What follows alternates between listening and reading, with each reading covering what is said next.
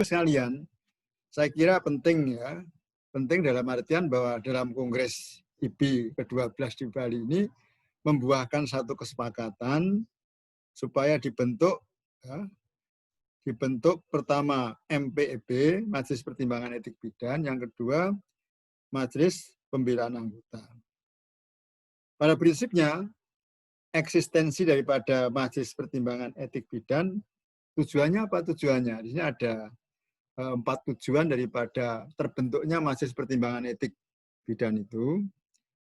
Pertama, dalam rangka meningkatkan citra IPI. Dalam meningkatkan citra IPI, dalam meningkatkan mutu pelayanan yang diberikan bidan. Saya kira juga penting ya, walaupun namanya pencitraan. Pencitraan ini penting karena supaya masyarakat bisa simpatik kepada organisasi IPI, ya, dalam rangka meningkatkan mutu pelayanan yang diberikan oleh bidan. Yang kedua, Majelis Pertimbangan Etik Bidan ini terbentuknya lembaga yang akan menilai ada atau tidaknya pelanggaran terhadap kode etik bidan Indonesia. Jadi setiap apa itu organ etik ya, ada Majelis Pertimbangan Etik Bidan. Yang kedua tadi bagaimana dengan terbentuknya MPEB ini tujuannya adalah terbentuk tindakan daripada bidan itu melanggar kode etik apa tidak. Ketiga, meningkatkan kepercayaan diri daripada anggota IPI.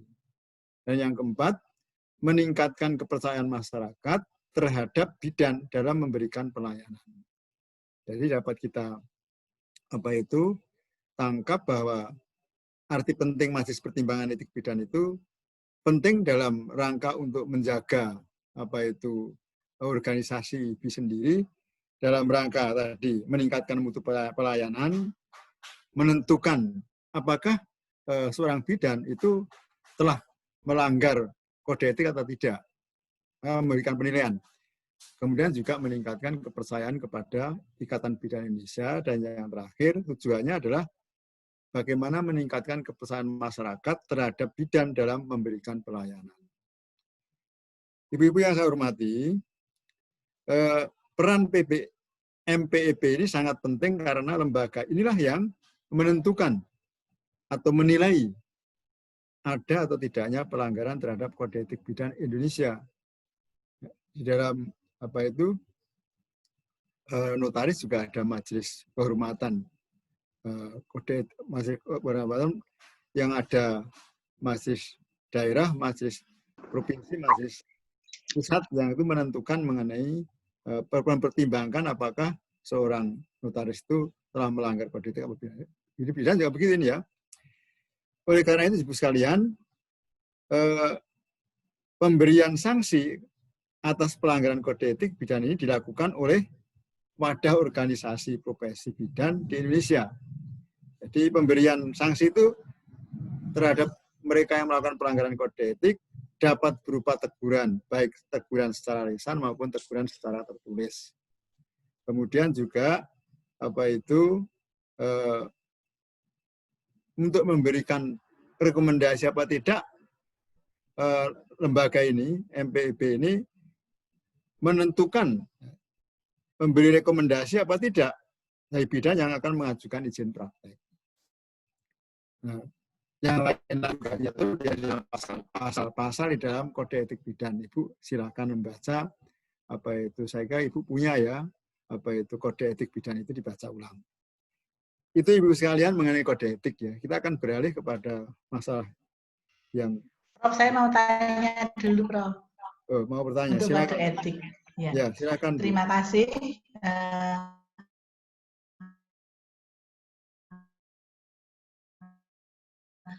Begini Prof, saya itu kan punya pasien umur 16, pandemi COVID ini usia kehamilannya 31 minggu. Dia mau melahirkan Prof, tapi dia tetap ingin sekolah. Nah kalau kita nggak menutupi, dia itu akan dikeluarkan dari sekolah. Padahal dia tetap mau sekolah. Setelah itu kami rujuk di rumah sakit dan saya bilang sama dokternya, Dok, anak ini mau sekolah, orang tuanya juga mengizinkan. Dan nanti kalau bisa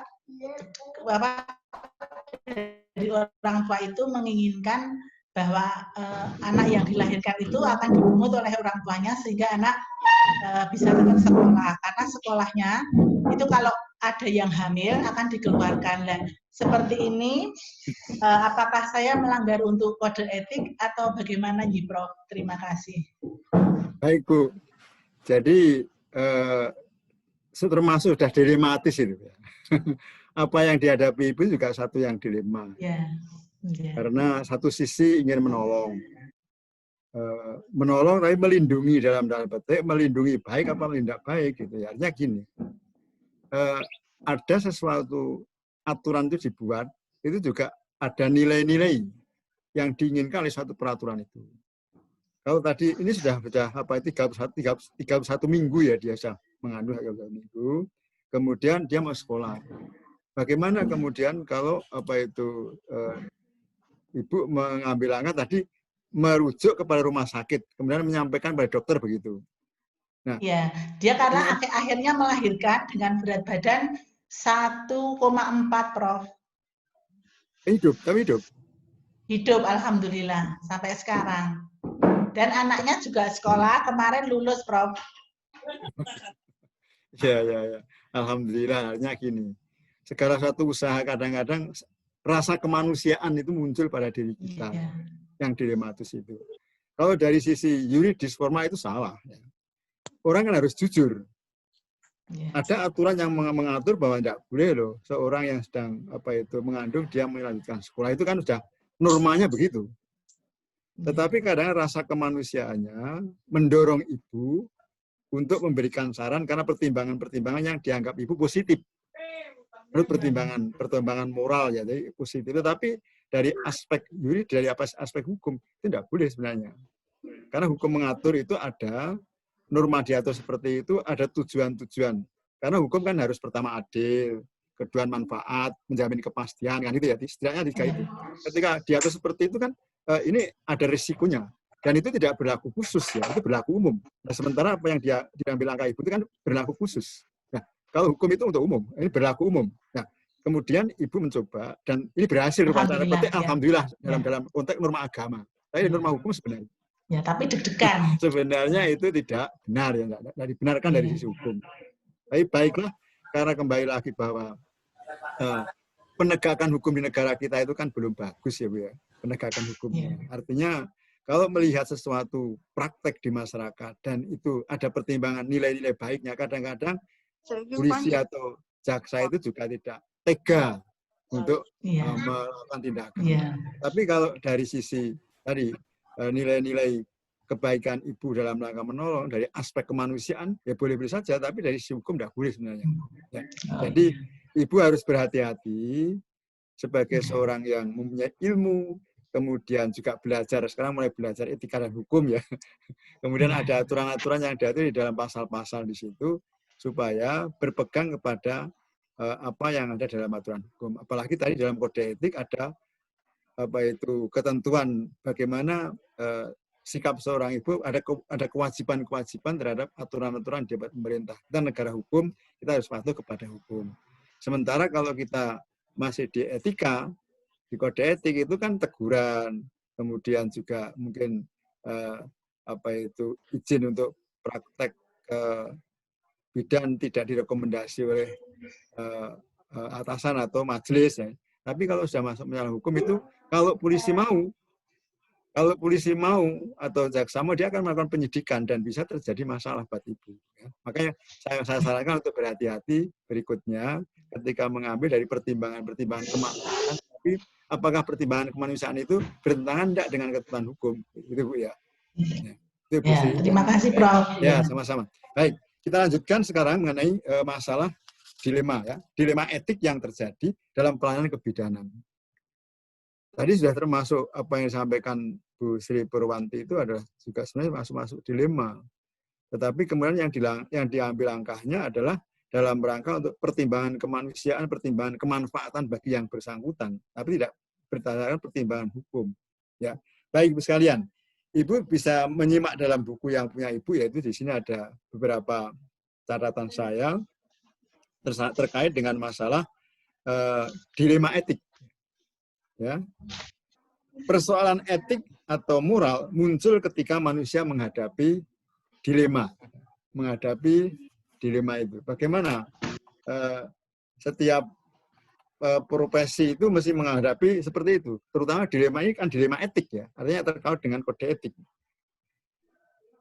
Pada kondisi seperti unsur-unsur etika atau moralitas, yakni kebebasan, tanggung jawab, suara hati nurani, berkolaborasi menentukan sikap, dan kemudian tindakan manusia. Jadi di sini Ibu saya garis bawahi di sini ya, ada kondisi seperti dilema ini, kondisi yang dilema. Dilema itu apa? Kondisi yang tidak normal. Kondisi tidak normal. Dilema itu. Jadi unsur moralitas, yakni kebebasan, tanggung jawab, dan suara hati nurani berkolaborasi, menentukan sikap dan kemudian tindakan manusia. Jadi dalam kondisi seperti ini bagaimana?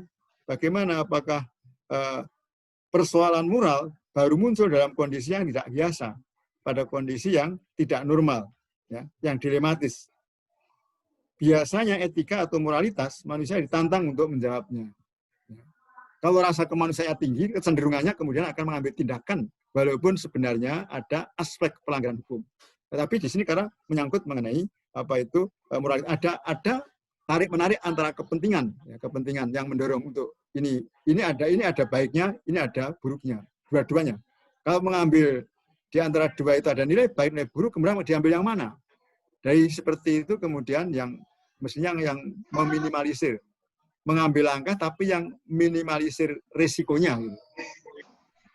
Meminimalisir risikonya. Tetapi mengambil langkah meminimalisir risiko itu juga namanya risiko. Kalau itu menyangkut masalah hukum, tentu membahayakan kedudukan bagi seorang yang mengambil langkah itu. Makanya apa itu kita perhatikan di sini ya. Dilema etik adalah suatu masalah moral, suatu tindakan, tetapi tidak dilakukan kedua-duanya. Tidak di mana setiap alternatif memiliki landasan moral atau prinsip pada dilema etik atau salah, serta dapat menimbulkan kebingungan bagi anggota profesi tenaga kesehatan untuk mengambil tindakan. Dilematis di situ itu memunculkan pemikiran kebingungan di antaranya tegas dan itu menghindarkan risiko, itu akan menyelamatkan. Tapi kalau tindakannya memilih di antara satu berisiko minimal, ya kalau untung, kalau nasibnya tidak baik, itu cukup fatal yang dilakukan oleh seorang bidan itu. Ibu sekalian ya. Prof. Saya teruskan dulu ya. Oh, iya. Ya, dilema etik biasanya muncul akibat nilai-nilai yang diyakini oleh anggota profesi tenaga kesehatan, klien, dan atau lingkungan tidak lagi menjadi kohesif, tidak menyatu ya di situ, sehingga timbul pertentangan dalam mengambil keputusan. Jadi kalau dalam diri kita ada dua hal yang harus diputuskan, sama dan mungkin Ibu juga pernah mengalami mungkin pada saat menentukan keputusan, kalau ada keputusan dulu pada waktu mau nikah, ada orang yang mencintai tapi lebih dari satu. Bagaimana mengambil langkah ini? Gitu ya. Itu dengan jalan istikharah kalau seperti dulu. Istikharah, mana mungkin yang lebih bagus itu. Tapi ini tidak bisa menunggu waktu istikharah. Harus mengambil keputusan dengan cepat. Karena bisa jadi dilema itu harus segera mengambil langkah, apakah mengambil sikap menolong, membantu, karena ada unsur keuntungan daripada bidan itu, ataukah menolak karena berisiko. Nah, nanti akan ada contoh nanti ya. Jadi saya teruskan lagi, Ibu semuanya. Jadi dilema etik biasanya muncul akibat nilai-nilai yang diyakini oleh anggota profesi dan klien menjadi kohesif pada saat berhadapan dengan dilema etik terhadap juga dampak emosional. Ada dampak emosional pada seseorang yang menghadapi yang dilematik itu. Seperti rasa marah, frustasi, takut saat proses mengambil keputusan rasional yang harus dihadapi. Ini membutuhkan kemampuan interaksi dan komunikasi yang baik. Jadi inilah arti pentingnya pendidikan. Ya, artinya pendidikan seperti Ibu sekarang masuk pada pendidikan strata 2. Bertemu dengan teman-teman yang saling memberikan pengalamannya. Kemudian menemukan teori-teori bagaimana pengembangan ilmu itu. Kemudian mengokohkan kembali mengenai pertimbangan-pertimbangan daripada ibu berdasarkan penambahan ilmunya, pengalamannya. Nah, di sini bagaimana emosi daripada seorang ini emosional, dampak emosional seperti rasa marah, frustasi, takut saat proses pengambilan keputusan rasional yang harus dihadapi. Ini membutuhkan kemampuan interaksi dan komunikasi. Dibutuhkan kemampuan interaksi dan komunikasi yang baik dari seorang anggota profesi tenaga kesehatan. Nah, berkaitan dengan dilema etik dalam penyelenggaraan praktek kebidanan, nilai-nilai keyakinan dan filosofi individu memainkan peranan penting. Jadi kalau sudah filosofi berarti kan pemikiran yang mendalam. Artinya pertimbangan akal, ya, akal sehat artinya pertimbangan ilmu, dikokohkan dengan pertimbangan batin kita atau hati kita, memadukan satu, memutuskan sesuatu, apakah akan mengambil langkah dari hal yang dihadapi yang dilematis itu, apakah kemudian menolak, apakah menerima. Nah ini tiap seseorang berbeda-beda Ibu sekalian ya. Bidan ditantang ketika harus berhadapan dengan masalah dilema etik. Bidan ditantang di sini ya. Untuk memutuskan mana yang benar dan mana yang salah. Apa yang dilakukannya jika tidak ada jawaban, benar atau salah. Apa yang dilakukan jika semua solusi tampak salah. Jadi di tengah-tengah pertimbangan akal sehat kita dengan pertimbangan suara hati nurani kita ada pergulatan. Jadi ibu sekalian, tiap diri orang itu kan ada bisikan-bisikan untuk berlaku tidak baik ya, bisikan saitonia. Saya katakan bisikan-bisikan saitonia di telinga kiri kita, kemudian ada bisikan malakiyah di telinga kanan kita. Kemudian kita sebagai individu, sebagai diri, itu harus memutuskan mana dari ilmu yang kita miliki, dari pengalaman yang kita peroleh, dari perilaku yang kita jalankan, akan dibisiki oleh sesuatu yang menarik kepada yang tidak baik, menarik untuk sesuatu yang baik. Nah, di sini pergulatannya, Ibu sekalian. Nah, kemudian dilema etik ini bersifat personal ataupun profesional. Dilema sulit dipecahkan bila memerlukan pemilihan keputusan tepat di antara dua atau lebih prinsip etis. Ya. Penetapan keputusan terhadap satu pilihan dan harus membuang yang lain menjadi sulit karena keduanya sama-sama memiliki kebaikan dan keburukan. Jadi dua-duanya ada nilai kebaikannya, dapat kita lakukan, dan itu tentu harapan kita akan mendapatkan suatu kebaikan, apakah berupa penghargaan, nilai-nilai spiritual, ataukah penghargaan material.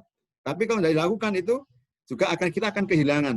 Padahal ini ada kesempatan yang baik, gitu ya. Ini pergulatannya begitu. Oleh karena itu, Ibu sekalian, di sini kemudian berhadapan dengan dilema etis bertambah pelik dengan adanya dampak emosional. Nah, kemudian bagaimana pribadi kita? Apakah kita termasuk orang yang sudah berhasil memanage diri kita dari sisi aspek spiritual dan kemudian dengan jasmani kita? Apakah kita termasuk yang mudah emosi? Itu menentukan juga pilihan apakah nanti akan dilema yang kita hadapi itu apakah akan kita pilih kemudian menjadi salah, apakah kita pilih menjadi benar, apakah kita tidak menerimanya. Ya. Baik, berkaitan dengan potensi dilema etik yang dihadapi oleh bidan, tentu seorang bidan dituntut untuk berperilaku hati-hati ya, dalam setiap tindakannya, dalam memberikan asuhan kebidanan dengan menampilkan perilaku yang etis. Ibu sekalian, perilaku etis tadi lebih banyak dorongan batiniah, dorongan spiritual. Sementara kalau kita mengedepankan logika, kita akan memilih yang dilematis itu. Sementara pertimbangan spiritual kita atau etis kita itu lemah. Nah, yang baik tentu bisa memadukan keduanya untuk mendapatkan pertimbangan yang benar. Ya.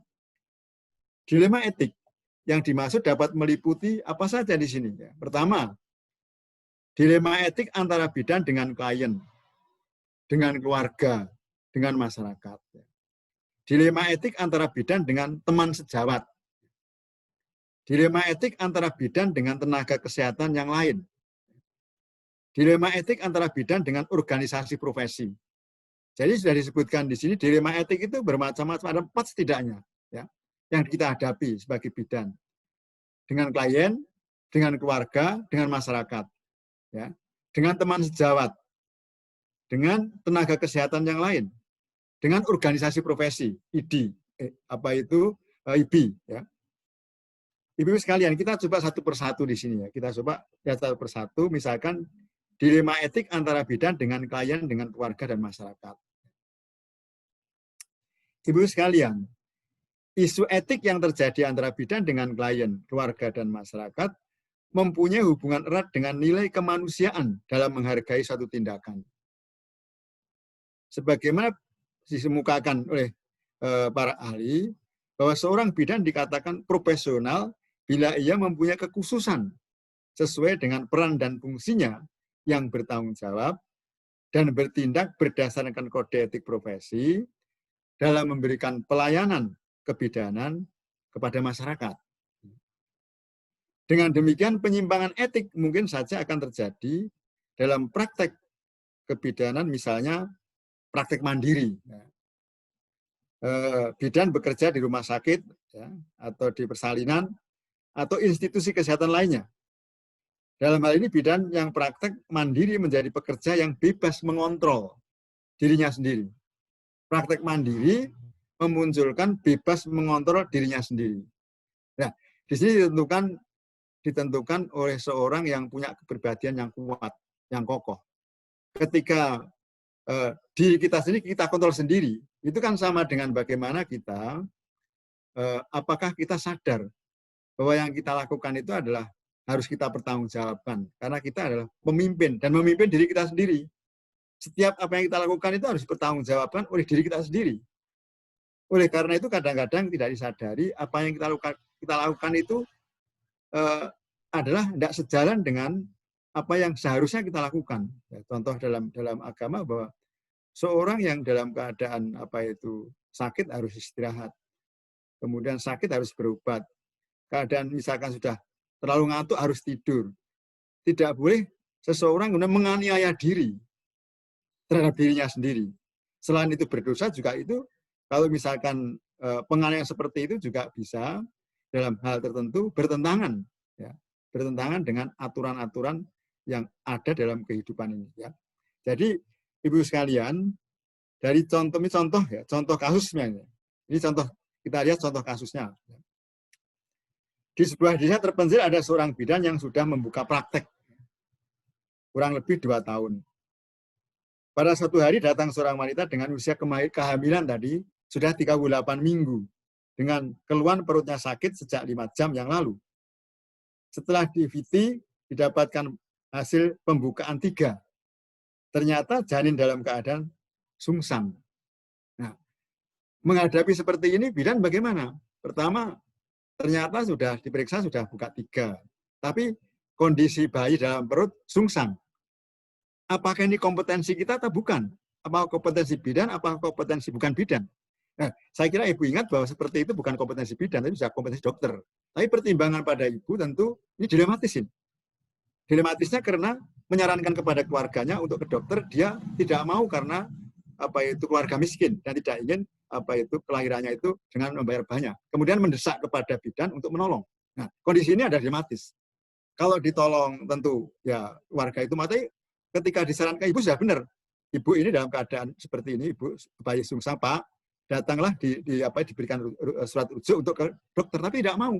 Tidak mau, kemudian suaminya setengahnya memaksa untuk ditangani oleh bidan itu. Dan bidan kemudian menghadapi dilema. Apakah menolak, apakah menerima dorongan atau setengahnya desaan daripada keluarga. Kemudian menerima ada risiko. Kemudian diterima, dari contoh ini, ditolong untuk persalinannya, karena ilmu yang dimiliki oleh bidan itu tidak seperti dokter tentunya, terjadilah pertolongannya terlalu banyak, terlalu lama waktu yang digunakan, kemudian bayi berhasil lahir tetapi dalam keadaan meninggal. Nah, seperti ini tentu bagi keluarga tadi awalnya mendesak, tetapi berikutnya setelah terjadi sungguh-sungguh, karena ini dia tentu bisa berubah, kemudian menyalahkan bidannya. ini terjadi malpraktek. Nah, akhirnya bidan itu bisa dituntut dia karena malpraktek. Karena mengambil langkah yang keliru. Mestinya harus berani menolak. Bidan harus berani menolak dengan pertimbangan pertama secara keilmuan, bidan saya tidak menguasai ilmu itu. Tidak diberikan ilmu itu. Sama dengan, jadi segala sesuatu kan harus berdasarkan ilmu. Kalau tidak menguasai, mengapa menerimanya? Ya, dengan dorongan pertama, saya dapat, insya Allah saya dapat. Tetapi kan insya Allah dapat itu kalau tidak berilmi, tidak benar dibenarkan. Oleh karena itu akhirnya keluarga itu tidak konsekuen ucapannya, kemudian menyebarkan bahwa bidan ini melakukan malpraktek, kemudian dituntutlah bidan itu. Dan ini salah karena memang pertolongan bagi seorang yang walaupun sudah membuka 3 dan dia ingin menolong karena dia orang miskin, tetapi bertentangan dengan hukum. Nah, inilah ibu-ibu sekalian, contoh bahwa bidan harus bersikap hati-hati melihat sesuatu dan harus berani mengatakan tidak ketika itu bukan kompetensinya dan tidak memiliki ilmu cukup untuk itu. Nah, walaupun di dalam hati saya insya Allah dapat, tapi ini kan kalau misalkan ternyata beruntung dari sisi bisa menolong lahir dengan keadaan normal, mungkin tidak ada masalah. Mungkin gembira keluarganya, tapi ternyata tidak. Ternyata lahir dalam keadaan meninggal. Karena itulah kemudian menimbulkan masalah. Ini satu contoh bahwa ternyata kita sebagai seorang bidan harus bisa berani mengatakan tidak karena bukan kompetensinya dan tidak cukup ilmu untuk itu. Ya. Dan itu sudah diatur di dalam peraturan perundangan.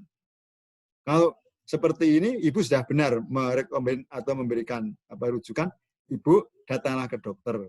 Bahkan dengan cara seperti ini membebaskan bidan, tapi ternyata tidak sampai hati atau dengan pertimbangan apapun, ini adalah pertimbangan yang salah. Kemudian yang kedua, dilema etik antara bidan dengan teman sejawat. Tadi dilema etik antara bidan dengan klien. Ya. Yang kedua, dilema etik antara bidan dengan teman sejawat. Dilema etik kadang kala juga terjadi dalam hubungan antara bidan dengan teman sejawat. Pada prinsipnya, setiap bidan harus menjalin hubungan dengan teman sejawatnya untuk menciptakan suasana kerja yang serasi.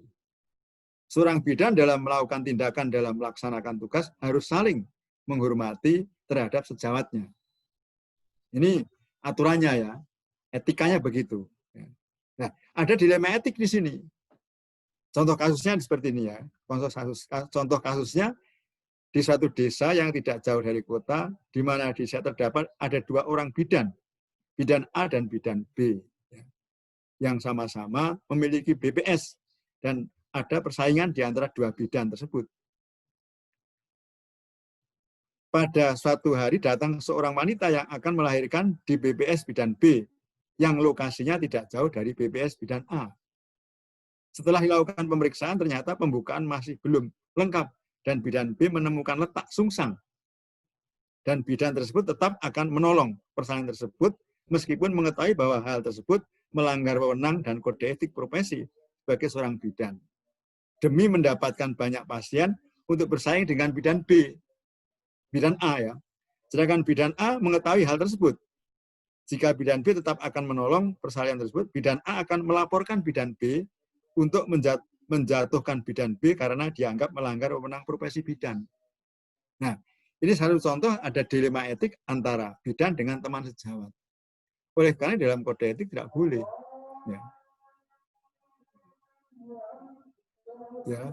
Tidak boleh. Masih adzan, kita skor sebentar ya. Kita mendengarkan adzan dulu.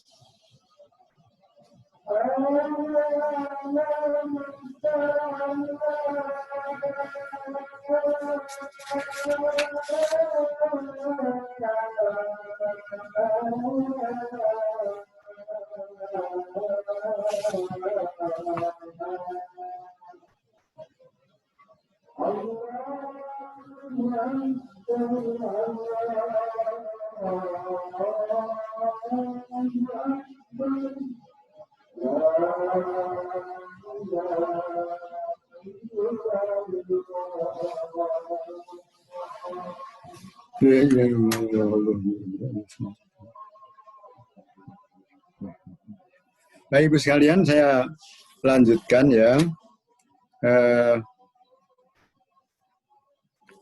Bagaimana dilema dari tadi, dilema etik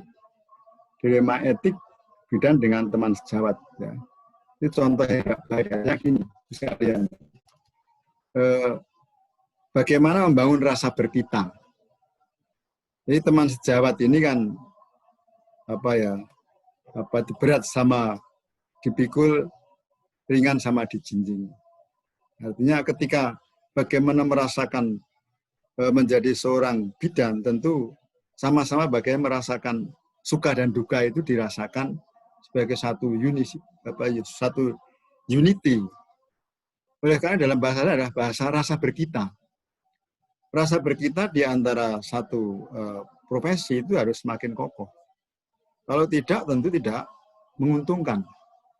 Oleh karena diatur, tidak boleh teman sejawat kemudian berkompetisi yang negatif. Ibu sekalian, kita pantas untuk menguatkan. Menguatkan akan satu moralitas yang baik, kebagusan. Kadang-kadang orang pertimbangan akalnya, perhitungan materialnya itu mengalahkan pertimbangan imaterial atau spiritual. Padahal ya, menurut pengalaman saya sebagai orang yang lebih mungkin sepuh ketimbang Ibu Busmanya, seseorang yang memilih pertimbangan jujur, kemudian benar, kemudian mengalah bukan berarti kalah, gitu. Tapi ngalah dalam artian memberi kesempatan yang lain untuk bisa merasa bahagia seperti kita. Jadi prinsip bagaimana kita bahagia melihat orang lain bahagia itu penting di dalam rasa berkita antar teman sejawat ya. Jangan muncul iri ya, dengki, serai. Jangan sampai seperti itu. Harus berkelonggaran menghadapi teman sejawat yang bisa jadi teman sejawat itu memang belum tersentuh hatinya untuk sebaik saudara atau teman yang lainnya. Jadi dalam bahasa mungkin bahasa pasaran ya, yang marah ngalah. Mungkin begitu ya. Artinya supaya kita ngalah kepada teman yang bisa jadi tidak cocok dengan kita. Tapi berusaha untuk bagaimana teman sejawat itu baik seperti kita. Ya. Ini contoh-contoh dilematis tadi, dilematis dengan teman sejawat ya. Kemudian ada dilematis dilema etik antara bidan dengan tenaga kesehatan yang lain. Itu juga sama di sini ya. Bagaimana dengan tenaga kesehatan yang lain itu berkompeten tidak baik. Saudara dapat baca dalam buku. Kemudian dilema keempat, dilema etik antara bidan dengan organisasi profesi. Jaga nama baik menjunjung tinggi citra profesinya. Citra profesinya itu dengan menampilkan kepribadian yang tinggi, memberikan pelayanan bermutu kepada masyarakat. Nah, kemudian ada kasus ini ya. Kasusnya bagaimana? Saya baca kasusnya ya. Seorang ibu yang ingin bersalin di BPS bidan di mana sejak awal kehamilan, ibu tersebut memang sudah sering memeriksakan kondisi kehamilannya kepada bidan tersebut. Menurut hasil pemeriksaan bidan ibu tersebut mempunyai riwayat hipertensi, maka kemungkinan lahir pervaginanya sangat berisiko saat persalinan tiba. Tekanan darah ibu menjadi tinggi. Jika tidak dirujuk, maka berisiko terhadap janin dan kondisi si ibu untuk ibu itu sendiri ya. Bidan tersebut sudah mengerti risiko yang akan terjadi. Tapi ia lebih mementingkan egonya sendiri karena takut kehilangan komisinya daripada dirujuk ke para rumah sakit. Setelah janin lahir, ibu mengalami perdarahan hebat sehingga kejang-kejang dan meninggal. Saat berita itu terdengar oleh organisasi profesi, terdengar oleh IBI, maka IBI memberikan sanksi yang setimpal bahwa dari kecerobohannya sudah merugikan orang lain. Sebagai gantinya, izin praktek bidan tersebut dicabut dan dikenakan denda sesuai dengan pelanggaran tersebut. Nah, ini contoh dilema etik antara bidan dengan organisasi profesi. Artinya organisasi profesi sebenarnya berusaha untuk menjaga, melindungi, membina, menuntun kepada bidan. Tapi bidannya sendiri tadi itu ceroboh. Ya. Nah, ceroboh yang kemudian menyebabkan meninggalnya seseorang. Kemudian IBI mengambil tindakan untuk itu, mungkin dari sisi emosi, IBI, mengapa IBI tidak melindungi anggotanya? Ya, yang dilindungi itu yang baik, yang tidak baik tentu tidak bisa dilindungi. Artinya harus sesuai dengan proporsi tugas kewajibannya.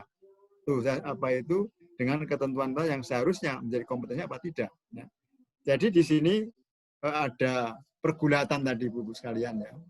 Yang dilema atau dilema etik tadi itu yang kemudian bisa menyelamatkan apa? Kemudian ada di sini bagaimana penyelesaian dilema etik dalam pelayanan kebidanan. Bagaimana penyelesaiannya kalau menghadapi dilema etik itu? Ya. Ibu-ibu yang saya hormati, ya, bidan harus mampu membuat keputusan, bertindak secara responsif.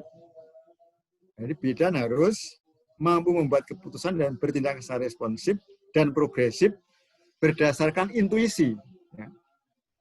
Jadi ibu sekalian, ketika ibu menerima etika, ketika menerima apa itu filsafat ilmu, ibu sudah ya, ibu kan sudah mendapat filsafat ilmu ya di semester 1. Sudah. Masih sudah ya. Di filsafat ilmu itu kalau ibu masih ingat ya, bahwa kalau ilmiah itu, ilmu itu ilmiah.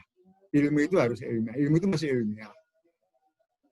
Ilmiahnya ilmu itu ketika faktual empiris indrawi. Artinya indera kita bisa menangkap kebenaran itu, kemudian faktanya ada, rasional. Tetapi itu belum cukup ketika kita mengembangkan ilmu itu dalam ranah yang lebih utuh. Bahwa ilmu akan berkembang utuh ketika memadukan antara ilmu yang dianggap faktual empiris indrawi supaya bisa berkembang terus dengan memadukan mengenai apa yang ada di dalam hati nurani, kemudian imajinasi dan intuisi. Jadi hati nurani, imajinasi, intuisi memadu dengan ilmu faktual empiris indrawi. Nah, ini adalah keutuhan ilmu. Oleh karena itu, ibu sekalian, ketika kita mempelajari filsafat ilmu dulu, diingatkan seorang yang berhasil baik dalam kehidupannya adalah bisa memadukan antara ilmu dalam faktual empiris indrawi, memadukan dengan hati nurani, imajinasi, dan intuisi. Maka di sini memunculkan ada intuisi tadi, Bu ya. Tapi bagaimana apa itu bidan harus membuat keputusan bertindak secara responsif progresif berdasarkan intuisi, ya, dengan merefleksikan pada pengalamannya atau pengalaman rekan kerjanya. Berdasarkan hal tersebut ada beberapa prinsip atau asas yang harus diperhatikan oleh seorang bidan dalam melakukan pendekatan penyelesaian masalah dilema etik. Jadi dilema etik itu bisa diatasi dan insya Allah akan menyelamatkan bidan ketika bisa memadukan antara pengembangan imajinasi, intuisi, hati nurani dengan ilmu yang faktual, empiris, indrawi. Nah, kemudian di sini dikatakan caranya bagaimana? Pertama otonomi ya di sini. Jadi pendekatan penyelesaian masalah dilema etik itu pertama dengan otonomi. Dulu kan kami mengatakan bahwa manusia itu kedudukan kodratnya otonom, mandiri, tetapi makhluk Tuhan yang punya kelemahan-kelemahan. Ini otonom. Prinsip otonomi didasarkan pada keyakinan bahwa setiap individu mampu berpikir logis dalam mengambil sebuah keputusan. Logis tadi logika akal ya. Ilmu Mas ya. Orang dewasa dianggap kompeten dan memiliki kekuatan membuat keputusan sendiri. Memilih dan memiliki berbagai keputusan atau pilihan yang dihargai. Prinsip otonomi ini adalah bentuk penghargaan dan penghormatan terhadap seseorang. Juga dipandang sebagai persetujuan tidak memaksa dan bertindak secara rasional. Bertindak secara rasional harus ya, karena ilmu tadi harus rasional. Dan itu ilmu yang dibekali kepada ibu tentang ilmu keperawatan, ilmu kebidanan, dan ilmu-ilmu yang mendukung ilmu itu, termasuk ilmu filsafat ilmu, artinya perenungan yang mendalam tentang ilmu sebagai objek maupun sebagai subjek. Ya. Kemudian dipandang sebagai persetujuan tidak memaksa dan bertindak secara rasional. Otonomi merupakan hak kemandirian. Otonomi merupakan hak kemandirian dan kebebasan individu yang menuntut pembedaan diri. Jadi, ibu-ibu sekalian, manusia itu otonom. Manusia itu mandiri. Karena memang diciptakan seperti itu. Lebih ketimbang makhluk yang lainnya. Otonominya, kemandiriannya, dibekali dengan akal pikiran yang bisa menentukan ini baik, ini buruk. Ini ilmu. Tetapi juga Allah membekali dengan hati nurani, imajinasi, intuisi. Nah, ini harus sama-sama dikembangkan. Pengembangannya bagaimana antara logika, pertimbangan yang logis, dan pertimbangan yang suara hati nurani, imajinasi, dan intuisi. Ya. Maka di sini kemudian seorang bidan, ya, otonomi merupakan hak kemandirian dan kebebasan individu yang menuntut pembedaan diri. Seorang bidan disebut mampu merefleksikan prinsip otonomi ini ketika menghargai hak pasien di dalam memberikan pelayanan kebidanan. Jadi ibu sekalian, rasanya tidak mudah, tetapi bagi ibu-ibu semuanya, saya percaya tidak sulit. Mengapa tidak sulit?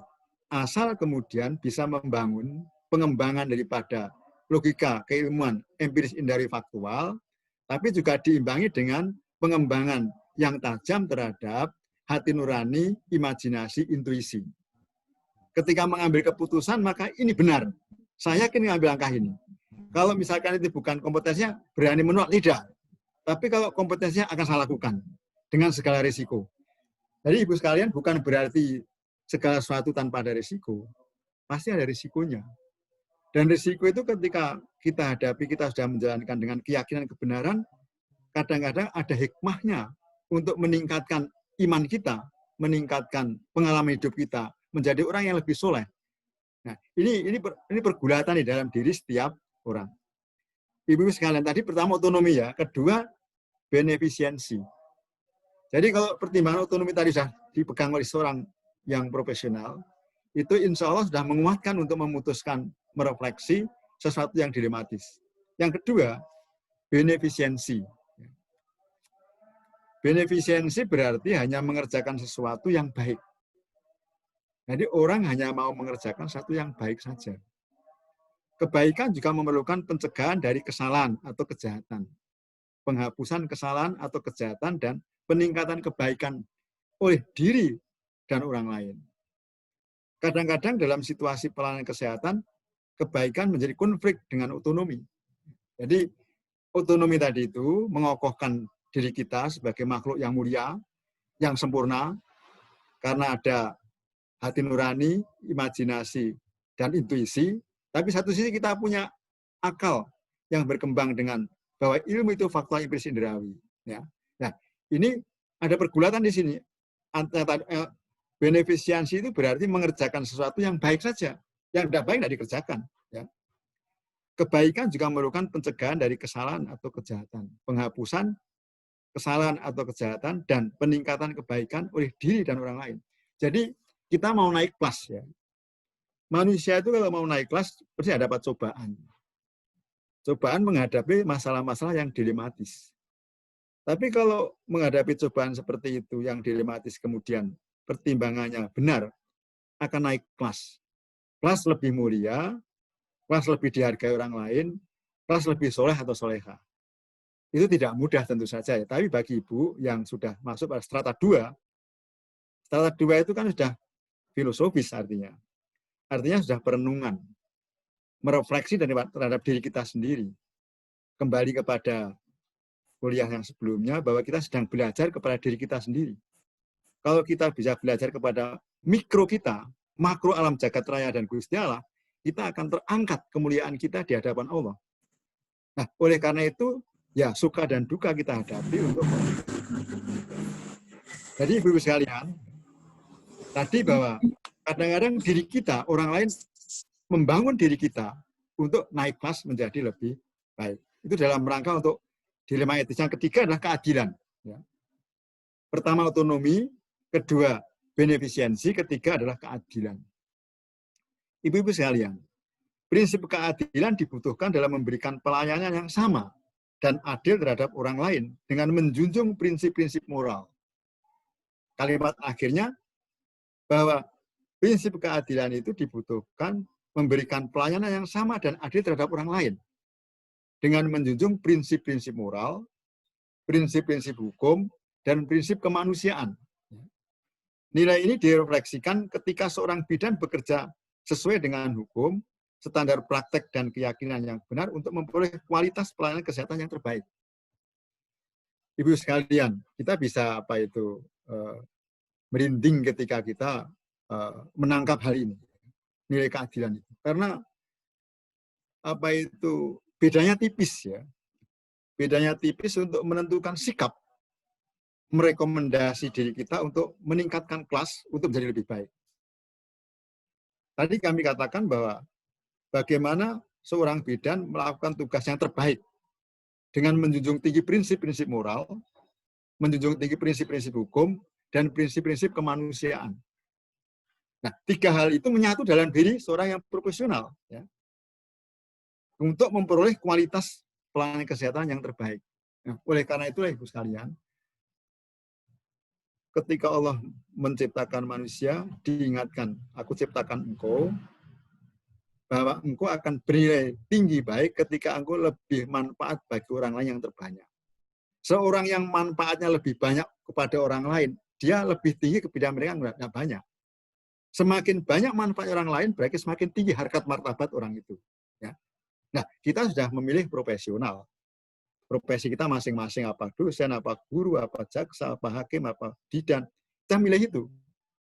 Dan itu adalah alat untuk bagaimana meningkatkan diri kita secara profesional menjalankan tugas-tugas pelayanan kepada masyarakat untuk membutuhkan kita. Ya. Kemudian yang keempat adalah non-malefisien. Jadi tadi pertama otonomi, benefisiensi, keadilan. Jadi keadilan tadi adalah bagaimana kita mempertimbangkan moral, hukum, dan kemanusiaan, memberikan pelayanan terbaik kepada klien. Yang ketiga, empat adalah non-malefisien. Prinsip ini berarti bahwa melakukan pelayanan kebidanan kepada masyarakat, terutama kaum perempuan atau ibu, seorang bidan sedapat mungkin tidak menimbulkan bahaya, cedera secara fisik dan psikologik yang dapat merugikan klien atau masyarakat. Jadi ibu sekalian, sikap kehati-hatian seorang bidan dalam menentukan dilema etik gitu harus mempertimbangkan non malefisien. Artinya itu bagaimana tidak seorang bidan sedapat mungkin tidak menimbulkan bahaya. Bagaimana seorang bidan sedapat mungkin tidak menimbulkan cedera secara fisik dan psikologik ya, yang dapat merugikan klien atau masyarakat. Mulia sekali tapi berat ya. Mulia sekali tapi berat ya bagi seorang bidan yang bagaimana ketika menghadapi dilema etik ini. Kemudian yang kelima, vericity, kebenaran. Vericity ya. Prinsip vericity atau kebenaran berarti penuh dengan kebenaran atau penuh dengan kejujuran. Ini juga tidak mudah ya. Menjaga kejujuran, menjaga vericity ini, bagaimana nilai ini diperlukan oleh seorang bidan sebagai pemberi layanan kesehatan untuk menyampaikan kebenaran dan kejujuran kepada setiap pasien atau klien. Ya. Prinsip vericity berhubungan dengan kemampuan seseorang untuk mengatakan kebenaran. Makanya orang yang berpegang teguh pada kebenaran itu berani mengatakan tidak. Tidak banyak ibu sekalian profesi tertentu yang kemudian berani mengatakan tidak ketika dia memang bukan kompetensinya atau merasa itu ragu-ragu untuk melakukannya.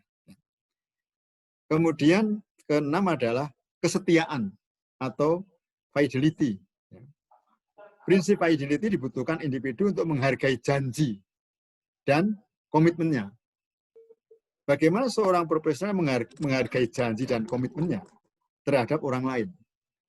Seorang bidan harus senantiasa setia dan taat pada komitmennya dan menepati janji menyimpan rahasia bagi pasien. Ketaatan, kesetiaan adalah kewajiban seorang untuk mempertahankan komitmen yang dibuatnya. Kesetiaan itu menggambarkan kepatuhan seorang bidan terhadap kode etik yang menyatakan bahwa tanggung jawab dasar dari seorang bidan adalah untuk meningkatkan kesehatan, mencegah penyakit, memulihkan kesehatan, dan meminimalkan penderitaan. Jadi, pertimbangan yang keenam, kesetiaan kepada janji dan komitmen itu juga menentukan bisa benarnya memilih etika dilema itu pada diri seorang bidan. Kemudian yang ketujuh adalah kerahasiaan atau confidentiality. Ya. Kerahasiaan. Ya, saya kira mengenai kerahasiaan, mengenai privasi, silahkan Ibu juga bisa membaca. Kemudian yang kedelapan atau yang terakhir mengenai akuntabilitas. Akuntabilitas ini adalah prinsip berhubungan erat dengan fidelity yang berarti bahwa tanggung jawab pasti akan selalu melekat pada setiap tindakan dan dapat digunakan untuk menilai orang lain. Jadi, oleh karena itu akuntabilitas ini begitu juga penting karena menyangkut mengenai tanggung jawab ya, melekat pada diri kita. Kita sudah bersumpah, kita sudah menuntut ilmu. Oleh karena itu berat tetapi mulia tadi itu. Sesuatu yang berat tapi mulia dan itu sudah pilihan kita, kita harus mengokohkan diri untuk terus menjalankannya dengan penuh percaya diri. Jadi dengan cara seperti itu Ibu sekalian ya, insya Allah bahwa dilema etik kita akan bisa diatasi. Contoh-contoh tadi sudah, kemudian bagaimana mengatasinya ketika kita seorang yang profesional dengan bagaimana seorang yang profesional itu memiliki otonomi, ya, beneficiency, keadilan, non-malefisien, vericity, fidelity, confidentiality, kemudian akuntabilitas. Jadi ada 8 hal yang bisa mengatasi mengenai dilema etik. Ketika seorang profesional mengenal ini, kemudian mempraktekkan, menghayati di dalam dirinya, kemudian mengamalkan di dalam kehidupan, yang itu akan mendatangkan ketentraman di dalam kehidupan.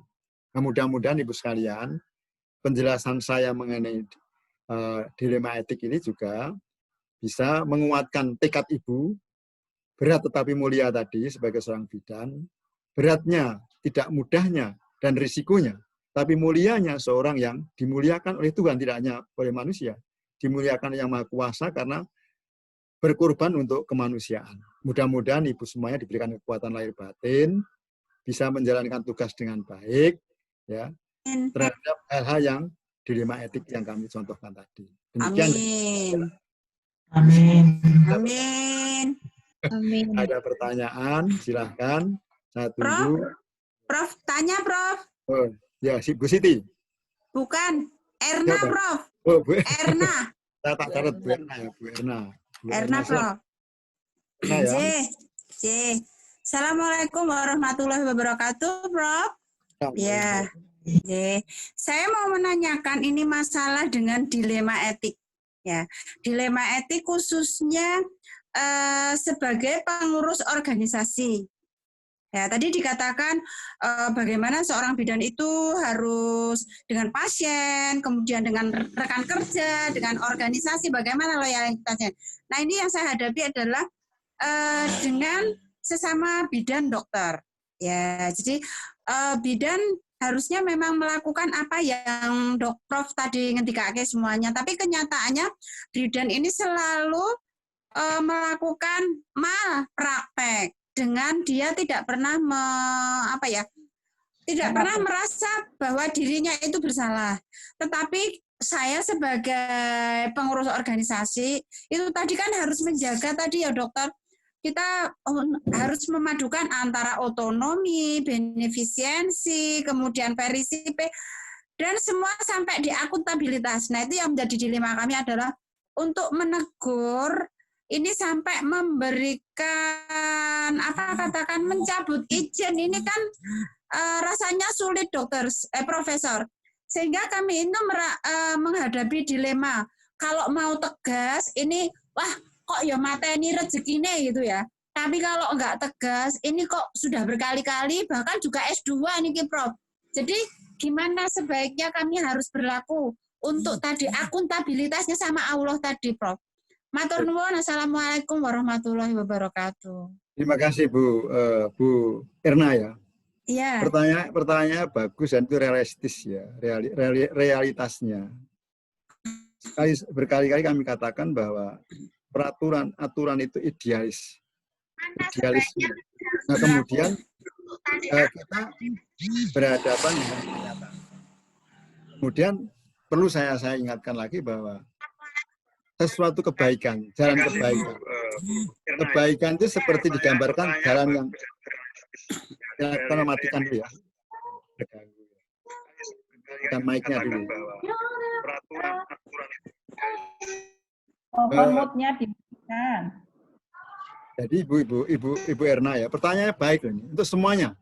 Pertanyaan Ibu Erna itu baik. Jadi ada dilema di antara pengurus organisasi dengan praktek anak buahnya.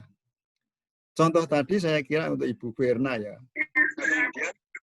Ibu Erna harus kembali berpegang teguh kepada aturan-aturan yang ada, karena aturan dibuat itu, hukum itu adil, menjamin kepastian dan manfaat. Yang kedua, kalau toh ada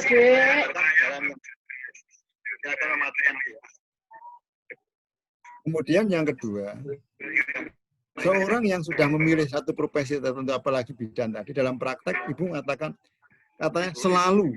Saya kira enggak yakin ya semua bidan begitu, enggak saya kira ya. Ibu mengatakan kan selalu menghadapi seperti itu. Tetapi kembali lagi bahwa kode etik menjadi nomor 2 bahkan tidak nomor 3 dibandingkan dengan aturan hukum. Artinya orang lebih takut kepada hukum ketimbang takut kepada kode etik. Nah, padahal kami contohkan dalam kuliah saya pertama dulu, orang yang ingin selamat di dalam kehidupannya, tentram hatinya, selamat dunia akhirat, itu harus berpegang teguh pada kode etik dulu, tidak masuk ke ranah hukum. Tetapi Ibu sebagai seorang pengurus organisasi harus berani untuk mengambil langkah menyelamatkan organisasi profesi yang mulia itu. Jadi kalau kemudian Ibu tidak berani, maka organisasi akan turun derajatnya, tidak nobel officium, tetapi menjadi turun. Pertama, kepercayaan masyarakat, kedua, akhlak atau moralnya tidak baik. Nah, ini yang tantangan ibu ya, bahwa melakukan satu kebaikan itu seperti jalan mendaki. Kalau yang buruk itu jalan turun atau datar. Nah, jalan mendaki itu menegakkan hukum juga begitu. Penegakkan derajat tidak menegakkan tapi menjadi turun, utama kepercayaan masyarakat, kedua akhlak atau moralnya tidak baik.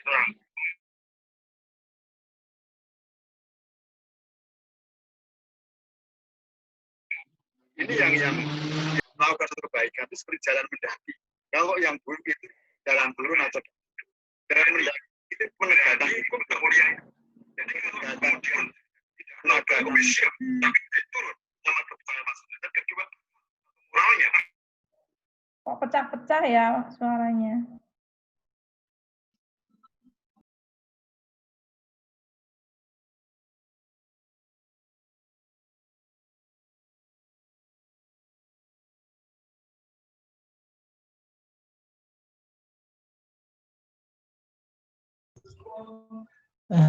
Maaf kalau betul itu Prof, apa yang dikatakan Bu Irna, tetapi tidak semua bidan seperti itu ya Prof ya, matur nuwun.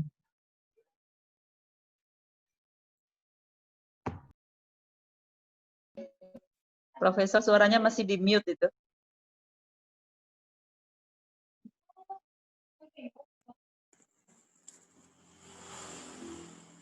Maksudnya enggak semua loh Bu Pur ya. Ini yang kita hadapi itu adalah senior. Jadi seperti memang enggak semua kasuistis. Ini kan menjadi dilema sebagai pengurus organisasi. Betul.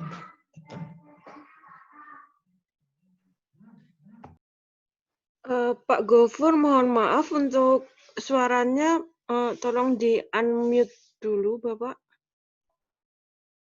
Karena suara Bapak tidak kedengaran.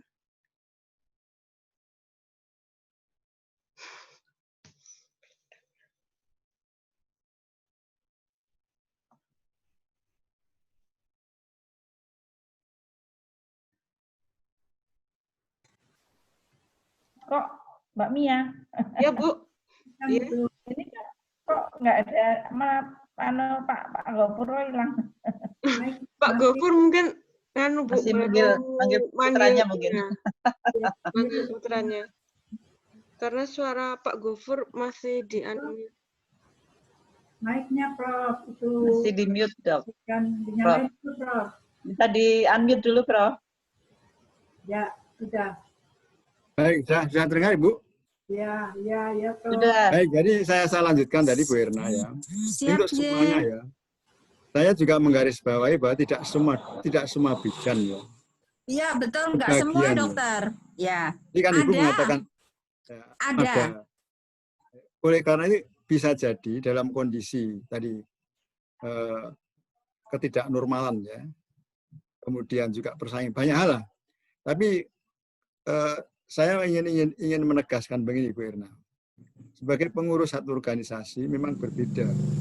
Pengurus punya tanggung jawab bagaimana mengingatkan, bahkan juga kemudian kalau perlu juga mengambil tindakan. Karena tidak hanya bidan saja, profesi-profesi yang lain juga menghadapi seperti itu. Tetapi saya senantiasa mengingatkan bahwa kita ini adalah sebagai pengurus yang punya tanggung jawab, tidak hanya tanggung jawab organisasi, juga tanggung jawab moral kepada Tuhan Yang Maha Kuasa. Betul. Itu harus diingatkan, kemudian sampai kalau sudah diingatkan kemudian sudah ada tindakan ternyata tetap terus, itu kan sudah tidak salah sebagai pengurus organisasi. Jadi harus begitu, harus berani begitu. Pertama, kedua, dalam rangka menjaga kepercayaan masyarakat tentang noble officium itu, profesi mulia. Kalau kemudian tidak ada keberanian seperti itu, lama-lama akan turun ke bawah, organisasi tidak mendapatkan kepercayaan masyarakat dan juga akan merasakan kerusakan satu profesi di dalam kehidupan berbangsa bernegara. Oleh karena itu, Ibu sekalian ya, mengapa negara, pemerintahan memerlukan kode etik setiap profesi, kemudian menjaga bagaimana akhlak moral setiap profesi terjaga dengan baik. Tetapi semua tadi adalah dipengaruhi oleh kehidupan yang materialistis. Ya. Kehidupan yang materialistis sangat besar pengaruhnya kepada sudah diprediksi di dalam kitab suci bahwa di akhir zaman itu akan banyak hal pelanggaran-pelanggaran kehidupan ini. Oleh karena itu, juga ada di akhir zaman dengan pahala yang besar, tapi juga harus sabar menghadapi realitas untuk tidak, intinya mengajak untuk baik kepada diri kita, keluarga kita, organisasi profesi. Jadi saya percaya juga bahwa banyak yang dipengaruhi oleh kepentingan-kepentingan sifatnya materialistis. Hidup materialistis ini kemudian mempengaruhi kuat kepada individu, keluarga yang tidak tahan untuk bisa menjaga akhlaknya dari sisi ini. Tidak saja organisasi pilihan, kita juga bisa menangkap, karena saya juga membimbing beberapa kegiatan profesional. Oleh karena itu saya tetap saja kepada Bu Erna mendorong untuk berani mengingatkan, berani mengajak untuk baik supaya IBI itu terjaga kebaikannya, IDI juga begitu, karena selama ini IBI dikenal sebagai organisasi yang baik, ya. Artinya rasa berkitanya, kemudian organisasinya baik. Lepas daripada kenyataan, kehidupan sekarang semakin materialistis, orang lebih tidak takut kepada Tuhan, tapi takut kepada hukuman-hukuman yang sifatnya duniawi. Kembali lagi kepada kita sedang belajar kode etik, sedang belajar membangun moralitas, kemudian menghadapi hal yang sifatnya dilema etik. Saya percaya bahwa semua ibu semuanya punya keinginan baik, ya. Saya yakin, percaya semua berkeinginan baik untuk menjadi lebih baik lagi. Baik moralitasnya, sikap tindakannya, person, keluarga maupun organisasi. Sehingga saya mengingatkan juga kepada ibu semuanya, marilah kita membangun diri kita untuk bisa berhasil dengan baik dengan cara yang lebih baik. Baik upaya-upaya jasmaniah kita maupun rohaniah kita.